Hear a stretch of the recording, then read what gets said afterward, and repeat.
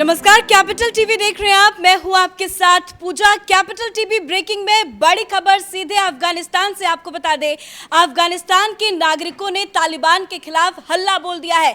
सड़कों पर उतर आए हैं अफगानिस्तान के नागरिक। बता दें आपको कि कुछ दिन पहले तालिबानियों की तरफ से अफगानिस्तान के हर जगह से झंडे को हटाया गया था और तालिबानियों ने अपने सफेद रंग के झंडे हर जगह लहरा दिए थे। इसको लेकर अफगानिस्तान के नागरिकों में भारी गुस्सा है और अब अफगानिस्तान के सभी नागरिक सड़कों पर उतरकर प्रदर्शन कर रहे हैं। पर तालिबानियों ने इसी बीच ताबड़तोड़ गोलियां चलाई, जिसमें 2 लोगों के मरने की खबर सामने आ रही है, साथ ही 12 लोग घायल हुए हैं। ताजा अपडेट के साथ कैपिटल टीवी के editor in chief doctor Manish ji हमारे साथ मौजूद है। सर, ताजा हालात पे आपसे जानना चाहेंगे कि क्या हो रहा है अभी फिलहाल अफगानिस्तान में। देखिए, अभी तो जो सिचुएशन है अफगानिस्तान में बड़ी फ्लूइड सी है। वहाँ पे लोग अब तालिबान के खिलाफ आवाज़ उठाने लग गए हैं।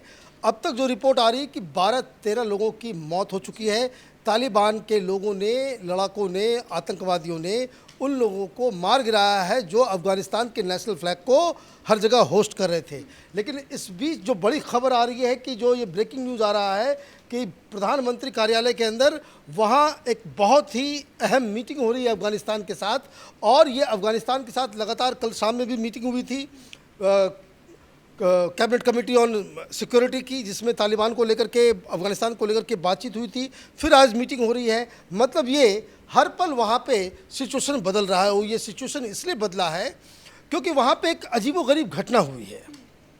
वहाँ के जो वाइस प्रेसिडेंट हैं अमरुल्लाह सालेह, उन्होंने आज अचानक ये बयान दिया और सनसनी उससे फैल गई कि उन्होंने कहा कि भाई चूँकि गनी साहब छोड़ के चले गए हैं तो अफगानिस्तान के जो कॉन्स्टिट्यूशन है उसके मुताबिक अगर वहाँ का राष्ट्रपति की डेथ हो जाती है या फिर वो चला जाता है या भाग जाता है या मेंटली वो इनकेपेबल हो जाता है या रिजाइन कर देता है, तो ऐसे में वो जो कुर्सी है राष्ट्रपति की, वो उसका हकदार वाइस प्रेसिडेंट हो जाता है। अब वाइस प्रेसिडेंट ने ये ऐलान कर दिया है कि वो लेजिटिमेट अफगानिस्तान का राष्ट्रपति है। सिर्फ उसने यही घोषणा नहीं की कि वो एक लेजिटिमेट राष्ट्रपति है, बल्कि उसने ये भी कहा कि तालिबान के हुकूमत को हम एक्सेप्ट नहीं करते हैं। दूसरा, उन्होंने ये भी कहा कि तालिबान के खिलाफ लोग इकट्ठा हों। सबसे बड़ी बात क्या है इसमें बात ये है कि ये जो साले साहब हैं ये ताजिक एथनिक ग्रुप से हैं। नदर्न अलायंस, वो उनको बताया जा रहा है कि उनका लोकेशन, उन्होंने ये भी कहा कि वो अफगानिस्तान के अंदर ही हैं। अफगानिस्तान में भी उनको बताया जा रहा है कि वो पंजशेर शहर के अंदर हैं जहां नदर्न अलायंस का बोलबाला है। सर, माफी के साथ आपको रोकना चाहेंगे, अभी ताजा लेटेस्ट अपडेट ये सामने आ रही है कि 4 अफगान आर्मी कमांडर को एग्जीक्यूट किया गया है। देखिए, तालिबान ने जो कहा वो बिल्कुल वो काम ये लोग नहीं कर रहे हैं।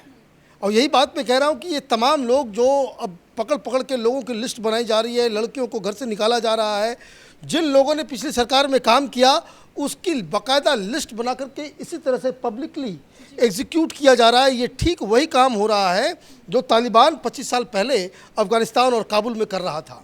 मैं आपको बता रहा था कि इसी बर्बरता के खिलाफ नदर्न अलायंस उस वक्त भी राशिद दोस्तम और अहमद मसूद, ये लोग बाकायदा एक अलायंस बना करके, कि चूँकि अफ़गानिस्तान का जो डेमोग्राफी है उसमें पश्तून है, उसमें हाजरा हैं, उसमें उज़्बेक है, उसमें ताजिक हैं, तरह तरह के और भी लोग हैं।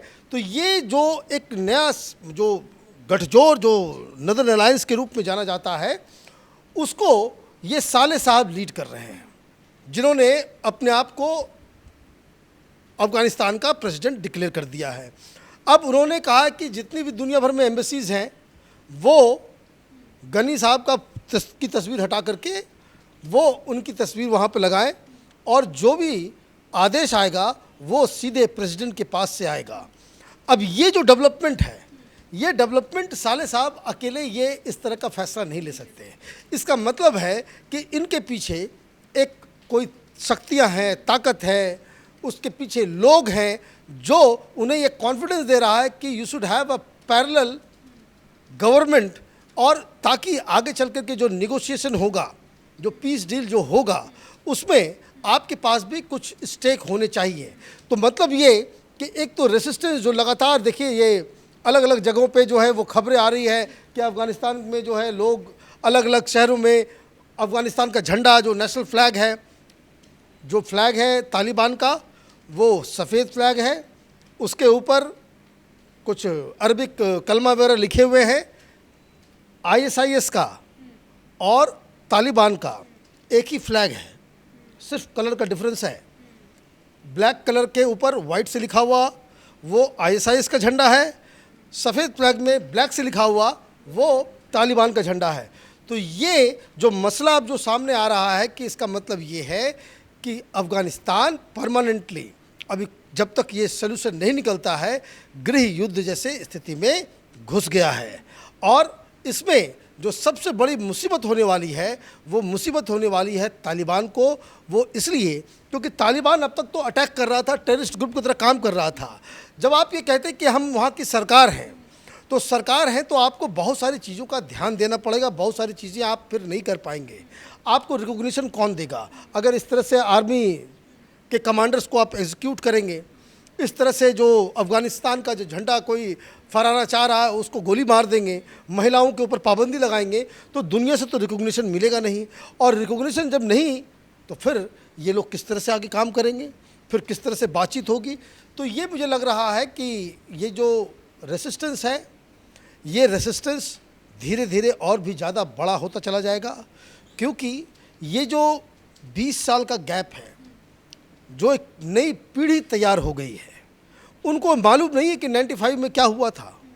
ये लोग, इन लोगों के पास मॉडर्न गजेट्स थे, इन लोगों ने पूरी दुनिया को देखा है, टेलीविज़न के सहारे वो पूरी दुनिया को देख रहे हैं। इन लोगों ने ये भी देखा होगा कि अरब में किस तरह से डेमोक्रेसी के लिए बाकायदा आंदोलन हुआ, किस तरह से दुनिया चल रही है, डेमोक्रेसी क्या है, किस तरीके से दुनिया आगे बढ़ रही है और किस हिसाब से तालिबान अफ़गानिस्तान को मेडिवल एज में लेके जाने वाला है।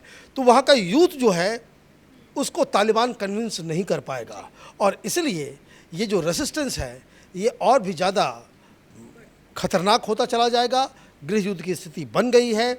और एक बात जो सबसे इम्पॉर्टेंट जो अहम चीज़ है, हिंदुस्तान में कई सारे बेवकूफ़ लोग हैं जो सेलिब्रेट कर रहे हैं कि तालिबान जीत गया, वहाँ पे शरिया लागू हो गया, तो ये हो गया, वो हो गया। तमाम तरह के मुस्लिम ऑर्गेनाइजेशंस जो है इस तरह की बातें कर रहे हैं।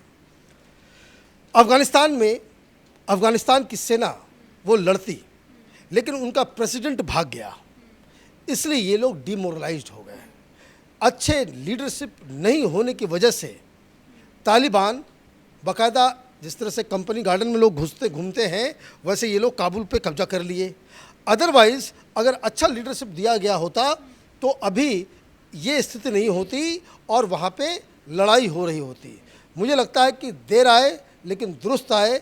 लेकिन जिस तरह से अमरुल्लाह साले जी बाहर आकर बयान देते हैं और कह रहे हैं कि हम आखिरी दम तक लड़ेंगे तालिबानियों के खिलाफ, तो लोगों का मनोबल बढ़ा है, लोगों के अंदर आत्मविश्वास, बहुत आत्मविश्वास बढ़ेगा और बहुत मनोबल बढ़ेगा। और मैं आपको आखिरी में एक बात बता दूं, ये अमरुल्लाह साले साहब हिंदुस्तान के बहुत बहुत बहुत ही पक्के प्रगाढ़ मित्र हैं और पाकिस्तान के जानी दुश्मन हैं। आप YouTube पे अगर जाएंगे इनके कई सारे वीडियोज़ हैं, इंटरव्यूज़ हैं, इवन पाकिस्तानी टेलीविज़न चैनल पे इन्होंने इंटरव्यूज़ जो दिए हैं उसे आप कोई भी हिंदुस्तानी देखेगा तो उसका कलेजा जो है ना बिल्कुल गर्व से फूल जाएगा। वो इस तरह के शख्स हैं और अच्छी बात यह है कि वो सामने आकर के अफ़गानिस्तान को एक लीडरशिप देने की कोशिश कर रहे हैं। चलिए, बहुत बहुत शुक्रिया सर बातचीत करने के लिए। तो बड़ी खबर आपको बता दें कि अमानुल्लाह साले ने आगे आकर ये बयान दिया है कि वो तालिबानियों के खिलाफ आखिरी दम तक लड़ते रहेंगे, जिसको लेकर लोगों के अंदर भी मनोबल बढ़ा है। तभी लोग सड़कों पर उतरकर तालिबानियों के खिलाफ विरोध प्रदर्शन करते हुए नजर आ रहे हैं। कैमरा पर्सन अशोक के साथ मैं पूजा, कैपिटल टीवी।